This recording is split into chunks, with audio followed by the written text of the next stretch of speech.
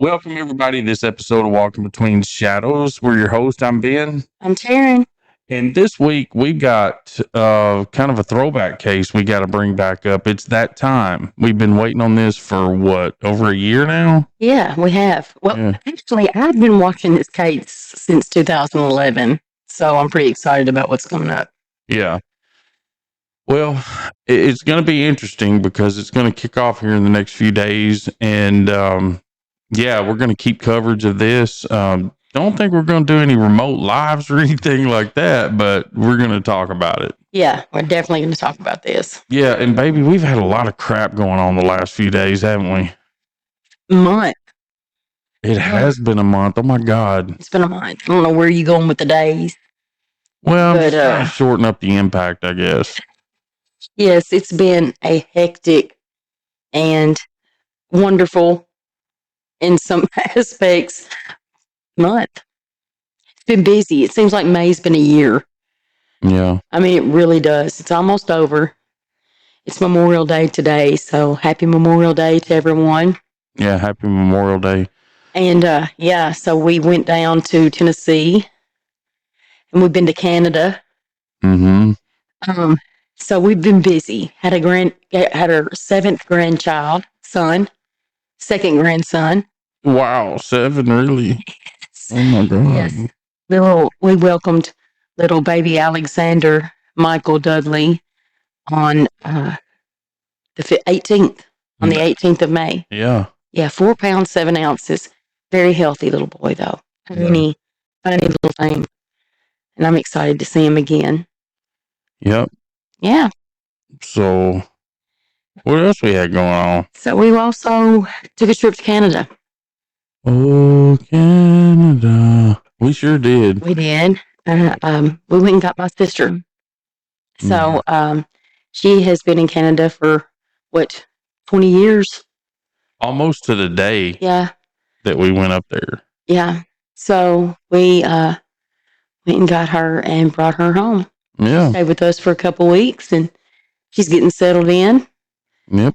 So, yeah, it's pretty exciting. Well, we did have a warm welcome home for Tori, and it's very exciting. It was a scary time for us for a minute with her. Yeah.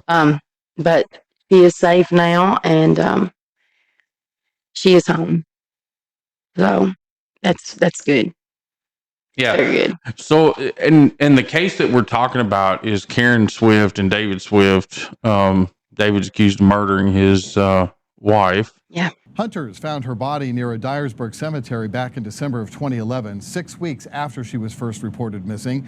Brad Brodeur spoke with a longtime friend of Swift's in Dyersburg, who's relieved and a bit stunned after David's arrest. One of Karen Swift's longtime friends since elementary school admitted she pretty much lost faith such an arrest would ever be made before this significant break in a more than decade-old cold case. Still a little in shock. I had kind of given up. Even though Karen Swift died in 2011, Janet Ross still remembers her friend's personality vividly and fondly. She was just the kind of friend you want to have.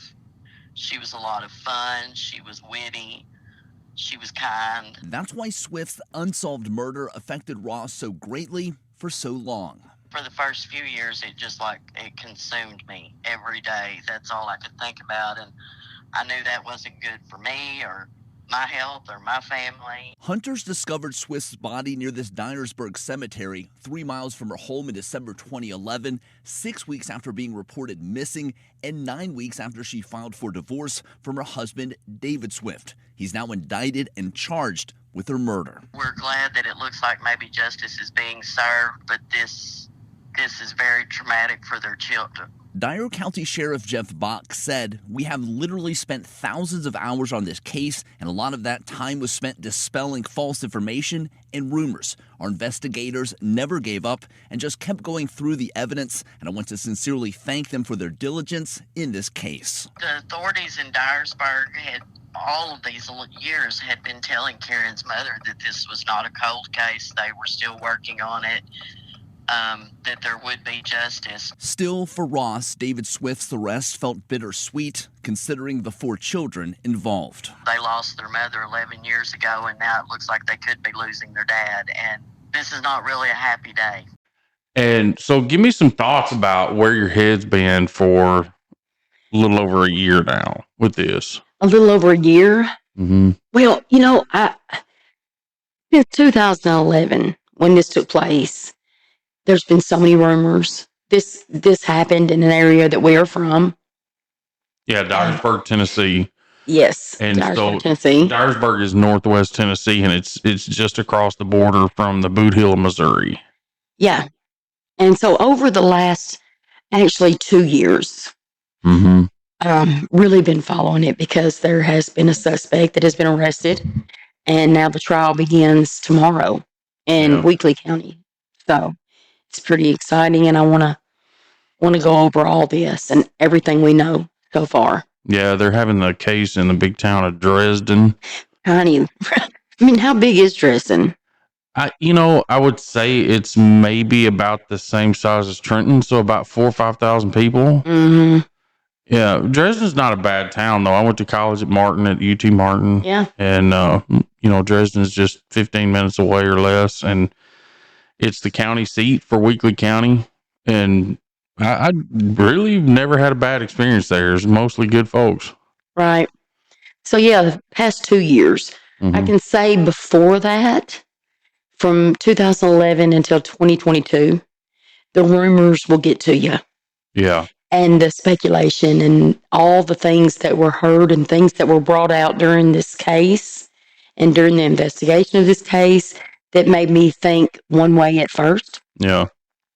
and another way now, and still kind of wondering if it's connected in any way, shape, or form. Yeah. They've been real hush hush since they arrested David Swift. Yeah. And so the rumor mills just keep on going because nobody knows anything that they really have on him. It's going to be interesting. It is. Yeah. It is. So and I'll read a quick article to kind of get everybody in line of where it is. Mhm. A judge is granted a change of venue in the trial of a Dyer County man charged with killing his wife in 2011. So this was shortly on or about Halloween of Right. 2011, right? Yeah, this happened. Karen Swift was last seen at a Halloween party at the Dyersburg Country Club. Mm-hmm. And after that party, she goes and picks her youngest daughter up at a friend's house. David Swift pled not guilty to first-degree murder following his indictment in August of 2022, more than a decade after his wife was killed. Karen Swift, a mother with 4 children, was reported missing on October 30th, 2011, 3 weeks after she had filed for divorce from her husband. Hunters found her body near a Dyersburg cemetery on December 10th, 2011, 6 weeks after she was reported missing and 9 weeks after she had filed for divorce. Prosecutors said David Swift was the last person to see his wife alive when she returned home from a Halloween party. Following the indictment, more than 11 years after her death, David Swift was arrested in Birmingham, Alabama, where he was living after being remarried. If convicted, David Swift faces up to life in prison without the possibility of parole. Changes in venue are typically granted to ensure an unbiased jury pool. So that's pretty well Yeah. what's going on with the case right now. Yeah, I think But there let's- was too many rumors going on for it to stay in Dyersburg. Yeah. Yeah. Yeah. So let's go back through this. I mean, Let's go back. Let's talk a little bit about Karen and David even. They had been married twice before for 22 years. they've been married once before. Well, once Right. once before, that's right. And they were working on their second marriage and their second divorce. yeah. So Karen stayed at home and kept her kids. I don't know what David's career was. Do you know? No. I have no idea, but they had a nice place. They had a really nice home. Karen was an avid runner, ran 5K marathons, was active doing that even in school, and married David in September of 1989. They had 4 children together, Preston and Dustin. At the time in 2011, I believe both of those boys were in college. Mm-hmm. and 2 daughters, Ashley and Keely, that were still at home with Karen and David. Yeah. There was a lot of cheating during these marriages. I believe both their first marriage and during their second. Mm-hmm. But there was never any accusations of domestic violence. So that's something, that kind of got me from the get-go. Right. But Karen did file for divorce 3 weeks before she went missing from that, or after that Halloween party. Yeah. Yeah. So let me follow this. Okay. They had gotten married in 1989 originally Right. and divorced for a very short period of time and gotten remarried. Mm-hmm. Yeah. And it kind of makes you question, was she just dependent on him? And did he not allow her to leave that first time? Yeah. 22 years is a long time. Yeah, because we don't know what she did either, right? No, like I said, I believe she was a stay-at-home mom and completely devoted to her children. Yeah, and if anybody watching this knows the answer to those questions, please leave it in the comments. Yes, please do. I do know that, like I said, there was a lot of affairs that went on during this time. And when Karen went missing, she was seeing a few people, I believe. Yeah, she admitted to it as well as he did too. It wasn't a secret. Right. And someone paid for her divorce. Mm-hmm. So when she filed for divorce 3 weeks before she went missing, somebody gave her $10,000 to do that. So this is where rumor mill number 1 starts flying in the face of another group of people there, the Sells. Mm-hmm. And, there were accusations that, one of the Sells might have paid for this divorce. And let's talk about them. This is a very wealthy family. Mm-hmm. Very wealthy. And from my understanding, one of them was having an affair with Karen Sells at the time. I don't know if this Sells guy was paid for this divorce, Mm-hmm. but it seems like it could have been that way. Like I said, this was a family with a lot of money, a lot of pull, and a lot of power in Dyersburg. Yeah. And the night of the Halloween party, so October 29th of 2011, Karen's at the party, and she gets in an altercation with a married woman at the country club. Do we know who this married woman is? A week later, the cameras were stolen and the videos were stolen from this country club. Okay. Again, do we know who this woman was? We do not know. We do not know who this woman was. We've heard plenty of rumors. Don't know if it was, don't know who it was. Yeah, just keep the rumor mill going. Right. And like I said, I'm anxious to see what comes out during this trial. Mm-hmm. Right. Of who this may have been that night, if they even know who this may have been. But yeah, we can't find anything where the sheriff or anybody investigated the camera theft at the country club. No. They just kind of brushed that off. Right. So Karen goes home and she gets into bed, and somebody calls her? Don't know. We don't know if someone called her, wanted her to leave, Mm-hmm. at 1 o'clock in the morning. But on October 30th, when Karen was reported missing by her husband, David Swift, they found her vehicle about a mile from her home with a shredded tire, and her purse was missing out of the vehicle. Well, the tire was just flat. Was it just? I thought it was shredded. Either one, flat, shredded, one of the two. Well, shredded would indicate somebody probably did something crazier to it, or it was driven a long way without any air in it. Yeah, could have been. And so nobody's been clear about this stuff. Nobody. Mm-mm. And where's her purse? Yeah. Like that. I don't know if that's been found.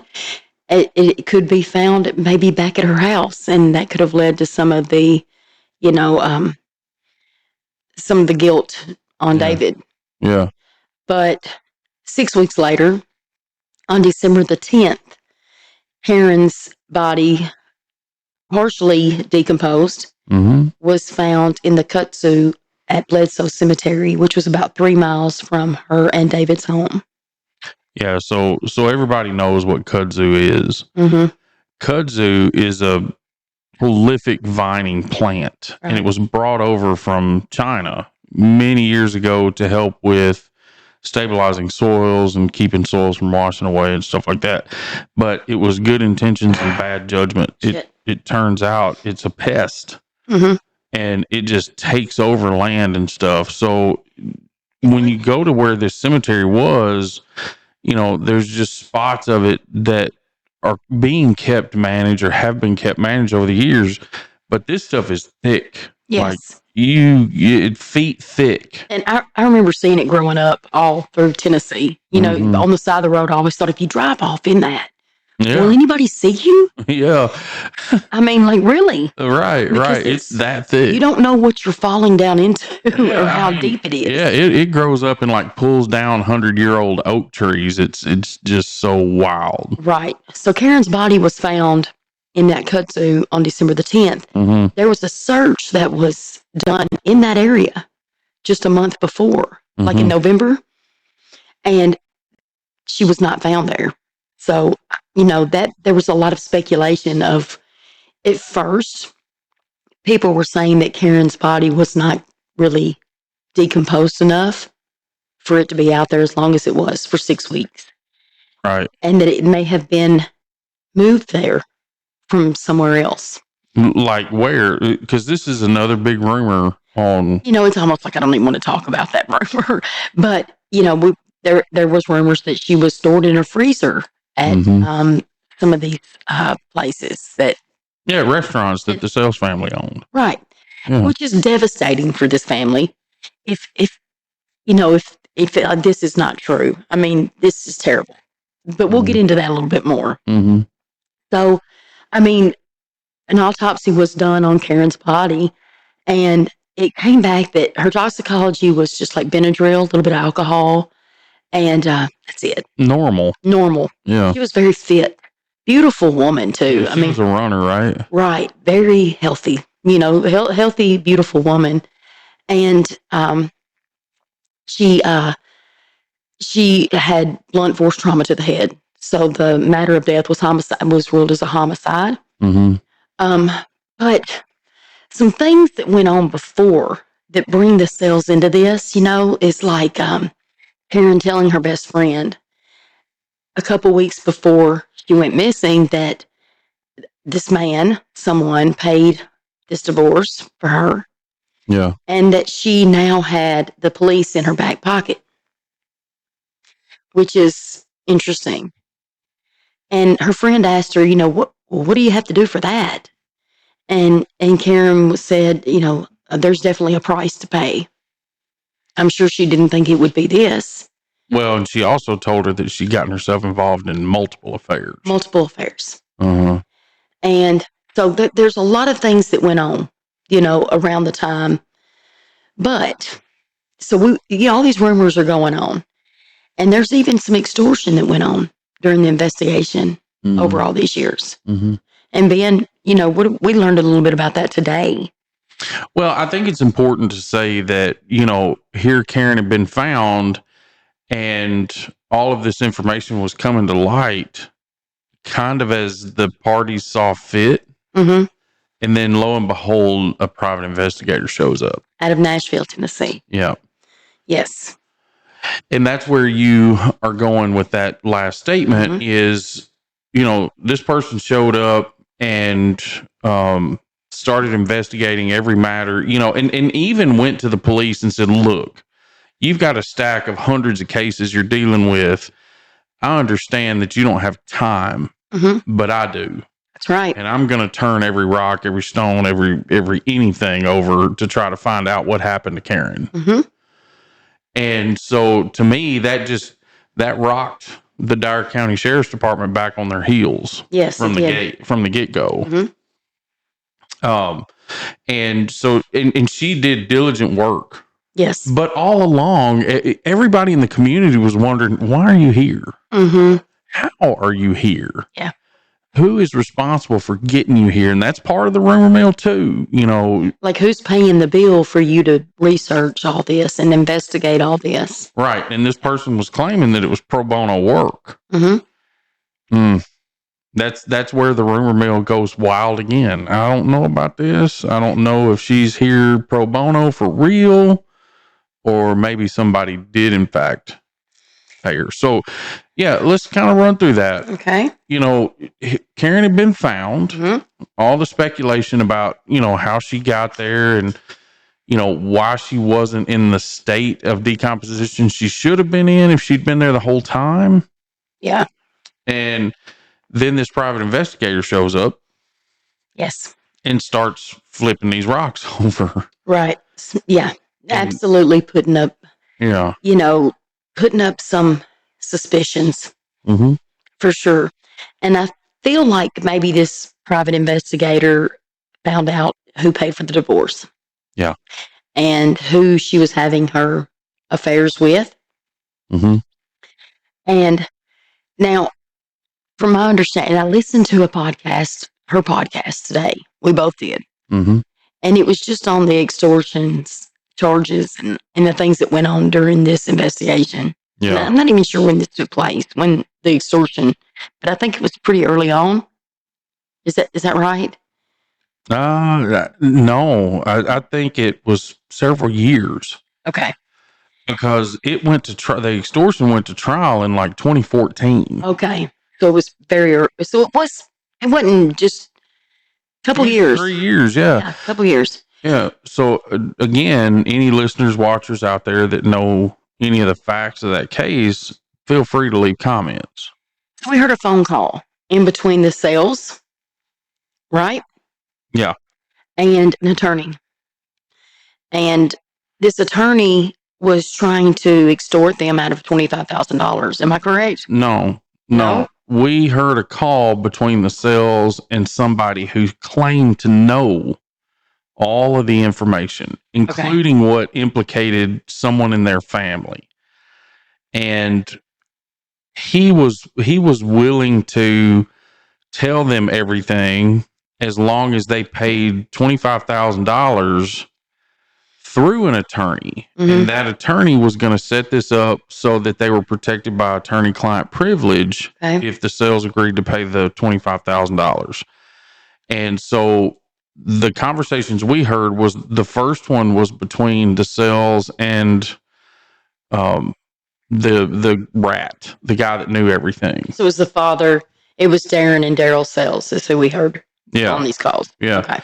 And in that phone call, he was saying, "Yeah, I know everything. You gotta talk to my lawyer. I'm not telling you anything right now until you talk to my lawyer and get all that set up." Mm-hmm. And this was the investigator that was saying this. The investigator, But I'm sorry. Who was saying that they got all this information? the rat. Okay. Gotcha. Yeah. Sorry. My mind went off. I was thinking it was the. Okay, I got you. No. So let me set this up for you again. Okay. Darren Sales and what's the other one? Daryl. Okay, Daryl and Darren. Yeah, DD. Yeah, and Daryl's the dad. Daryl's the dad. Yeah. Okay. All right. So what happened in that phone call was Daryl Sales was talking to someone who claimed to know all of the inside information, including information that may implicate somebody in his family as being part of this Karen Swift issue. Mm-hmm. And in that call, he was basically, so Mr. Sales was basically poking at him like, what do you know? What do you know? What do you know? And the guy said, I'm not telling you anything until you get it set up with my lawyer, Gotcha. Sam. Okay. So they basically end that call on the note that the sales have to pay $25,000 for this guy to tell them everything he knows. Mm-hmm. But they had to go through his lawyer, Sam. Yes. So the next phone call was with their lawyer, with his lawyer, Sam, Yes. who was representing the rat. Right. Okay. And Sam said, yes, I'm going to do it this way because that then puts attorney-client privilege between me and him, and the feds cannot force he or I to say anything. Okay. They can't get any information out of us. Mm-hmm. So basically, on that call with the lawyer, both Daryl and Darren Mhm. were on that phone call with Sam, the lawyer, who was representing the rat. Yes. And the lawyer actually starts to tell them some things. Mm-hmm. You know, he doesn't tell them the whole story, but he begins to basically wet their whistle to more or less make them understand that he does have this information and this guy is trustworthy. Mm-hmm. The lawyer goes on to say that the rat, Mark, Yeah. had done this for him in the past, and you know, he was very trustworthy. Everything worked out with cases in the past that they had together. Now, this is the lawyer talking to Daryl and Darren at the same time, explaining to them that this guy was trustworthy Mm-hmm. and that they needed to come up with the $25,000. And Daryl asked several times, "What do you want? Will you take a check? Will you take less money? Mm-hmm. I mean, give it to somebody whose ass is in the ringer to try to bargain their way down." And, Bargain their way out of it. yeah. But anyway, so the guy says, well, you know, cash works better. The lawyer says, well, cash works better for me. But yeah, I can take a check. I can work through that. Right. Yeah. Yeah, I can work with that. Well, I mean, he had to form some sort of contract with the rat known as Mark Yes. in order to be able to create attorney-client privilege between the two of them.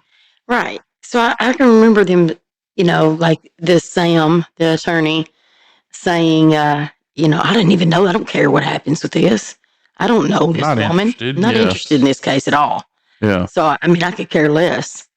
Yeah, because there was a lot of talk about whether or not Sam or Mark knew Karen Swift. That's right.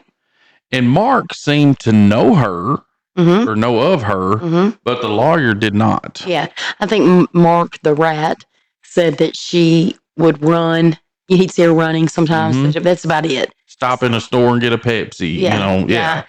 But then it goes into Darren and Daryl saying, well, I don't know that woman at all. And I wasn't there. Yeah. Darren admitted right then, he said, well, I wouldn't know anything. I wasn't even there. Right. Okay. Right. So it just makes me wonder, you know, then why were you even on the phone call with this man? Well, the point of fact here too was during all this conversation, they were trying to get rid of the private investigator. That's true. And Daryl asked several times about, you know, how they could get rid of her, or, you know, if in fact she knew certain things that she was baiting them with. Right. He wanted to know what he could do, anything short of bashing her head in, is That's what right. he said. That's right. And to me, I'm sorry, I'm going to say this. That's disgusting. It's disgusting. Because no woman should feel scared to do her job, no matter who she's working for. Yeah. And this even happened in the courtroom. Yeah. There was even threatening things said to this private investigator woman out of Nashville by Daryl Sells, and it was heard by some of law enforcement. What's her name? That case is public record. So Yeah. what's her name? Heather Cohen. Heather Cohen. Yes. Yeah. Very good private investigator. Yes. Has done a lot of great work over her career. That's right. And, you know, she was accused of being hired by David Swift. She still says that it's not true. Yeah, that was part of the rumor, was that that David Swift and the sheriff were paying her. Right. And in the conversation between Mike, Daryl, and Darren, Mike brought up that he could not take this information to the sheriff's department Right. at all, That's right. because apparently he knew that that was part of the arrangement, that David Swift, Karen's husband, and the sheriff were working to pay the private investigator to come in. Come in and throw up all these Roadblocks. Yes. And supposedly David Swift and the sheriff went to church together. Is that correct? Yeah. Okay. Yeah, they made mention in that call that they went to, I think they said something along the lines of that newfangled church out there at the fairgrounds, you know, and I don't know. I Right. don't get involved in that kind of stuff. But yeah, that was mentioned too. Yeah. So here we are. We're just at an extortion case where it seems like this guy was trying to extort money from the cells, Mm-hmm. claiming that he knew a bunch of stuff. And a lot of these witnesses through this were threatened with guns by people Mm-hmm. and phone calls. And, I'm not saying who did that because I don't know. I just know that Heather Cohen said that if she would have known what she was getting into before she started this case, she would have never done this. Right. Never. Right. So she's been given hell. Yep. And I don't know about the Sales family, but I'm pretty sure they've been given hell through this too. And that's why I'm anxious to see the involvement in this through this trial. Mm-hmm. Yeah. So all right, we're basically 2 or 3 years post discovery of the body. Right. We've gone through this extortion stuff. Mm-hmm. What was David Swift doing in the time after Karen died? So David, about a year after Karen was found dead, he and the two daughters moved about an hour away to where was that, Arkansas or Alabama? Yeah, Conway, Arkansas. Conway, where Arkansas? They first moved to. Yeah. Okay. So they moved there. And I believe that's where Karen is buried too, if I'm correct. She's in Arkansas. And about 5 years after this, he gets married. David Swift marries his second wife and moves to Alabama. I think pretty close to the coast, right? Well, it was Birmingham. Okay. Yeah. So he moves to Birmingham. He's married to this woman. And I heard from one of their neighbors, actually, when we did our first podcast. And she said that Preston and Dustin, the two older boys, never came to see their dad. Yeah. After he married his second wife. And that the daughters weren't allowed to go see her at her headstone or speak of her. So no one was allowed to speak of her. Yeah. And was it August of 2022? David Swift was indicted on first-degree premeditated murder of Karen Swift. Mm-hmm. And he's picked up and he's put on a $200,000 bond. Mm-hmm. But right before he is arrested, his second wife, files for divorce. Yeah. And so he gets in, he's put in jail and he's put on this $200,000 bond and he's able to pay that and get out. Yeah. And so he's out in 2022 and we're waiting trial. And his second wife charges him with stalking. Turns out that he had an air tag put on her car and she went to file a restraining order. And this was in July of 2023. She goes and files a restraining order and says, I'm scared for my life because he did the exact same thing to his wife, Karen Swift, before she died. And when she filed for divorce, he stalked her and he killed her. Yeah. So I'm anxious to see if she's going to be one of the witnesses that comes for this, Yeah. Yeah. Well, I mean, at this point, all we're doing is speculating on it. Yeah. But it sure sounds eerily familiar. Mm-hmm. And, this guy was real controlling. I mean, he wouldn't even let his kids talk about their mother. Right. Which is a indication for sure. Yeah. That he's had major involvement in this. Yeah. And they weren't allowed to go visit her grave after a certain time, right? And I'm not really sure how much he kept them from their grandparents, Karen's parents. Yeah. I don't know. But, yeah. So what wound up happening? The girls are the younger of the four. What's there? Do you know anything about them now? I do not know. Now that's been so long, 2011. So we're looking at years ago, and 13 years. So they're grown. Yeah, they're probably adults now or young adults. Yeah, and so starting their life. And what a terrible way to have to look back at your father. Yeah, and not even be able to remember your mother as much as she put into those children.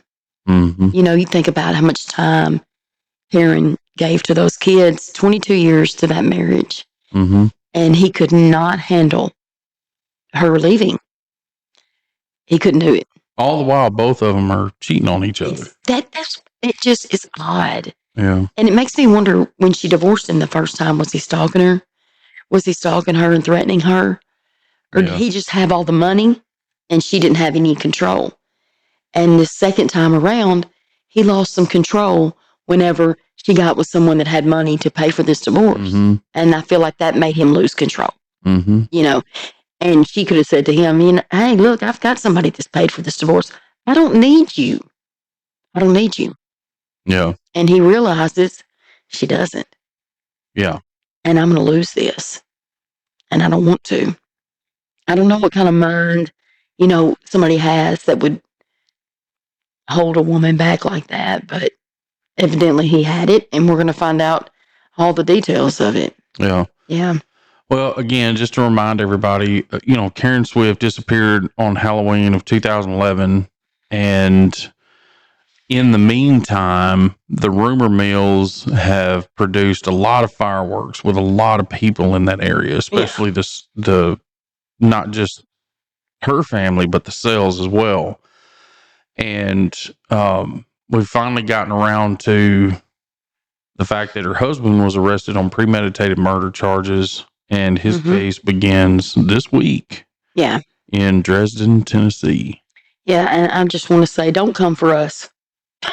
Don't come for us when we name off names. We're just stating the facts of this and everything that is public. Yeah. So, yeah, I want to make sure I put that out there. Well, I mean, if it's all a matter of public record at this point. We haven't mentioned anything that's not part of the public Oh, record. absolutely not. So, But I still like to say that because I have my opinions on this. Yeah. And just from the way that Heather Cohen was treated, yeah, it scares me. It scares me to think that people that have that kind of money can have that kind of power too Mm-hmm. over even the law. Mm-hmm. So who's protecting us? Well, I mean, you got to remember, apparently her husband was in cahoots with the law. It wasn't the Sells. But that's rumor too. And we don't really know that. That's what I'm saying. The rumor mill says all this crap. Right. So, I mean, I think it's a great idea that they move this out of Dyersburg, Yes. because I feel like too many of those people, especially with that kind of money, you can get in anybody's ear. I don't even know if they moved it far enough away. Yeah. What's Dyersburg? About 20,000 people? Yeah. Yeah. It's not big. No. No, not at all. And I mean, like I said, we don't know what he did for a living. I wish I did. Right. But I don't know what David Swift did for a living. But he was able to move around and pay bonds and, Yeah. marry and take care of his family. It looks like pretty well. Well, and that's why we lend ourselves to our listeners. If anybody out there knows any of these facts or knows any information, please don't hesitate to leave it in the comments under this video. Yeah, please do. Yeah. It'll be interesting. Yeah, it'll be very interesting. Well, I want to remind everybody that, here we are, we're back. We love what we do, and we keep having to come back. It seems like life throws us resets about every 30 to 60 days. Right. But don't forget to hit like and subscribe and the notifications bell so you know when new stuff comes out. We love what we do. We love to hear from you. I want to mention, too, that CrimeCon's coming up in Nashville pretty soon. We're not going to get to attend this year, but hopefully looking forward to 2025. Yes. Yes, for sure. Anyway, thanks everybody for listening, and we'll see you soon. See y'all. Bye.